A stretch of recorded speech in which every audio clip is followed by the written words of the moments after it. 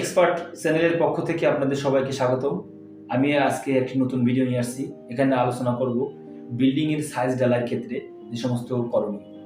আপনারা pipe fitting প্লাম্বারের কাজের শেষে তারপর আপনারা সাইজ ঢালাইটা দিবেন এবং সাইজ ঢালাই দেওয়ার শেষে সাইজ ঢালাই যে শেষ মাথা অর্থাৎ বিল্ডিং থেকে সাইজ ঢালাই যতটুকু হবে 18 ইঞ্চি কিংবা 2 ফিট এইটুকুর ভিতরে আপনারা লাস্টে আপনারা একটা ইটের গাঁথুনি দিবেন, একটা কিংবা দুটো সলিং কিংবা গাঁথুনি কিংবা 2-3টা গাঁথুনি দিয়ে তারপর আপনারা এর উপর দিয়ে আপনারা ঢালাই দেবেন।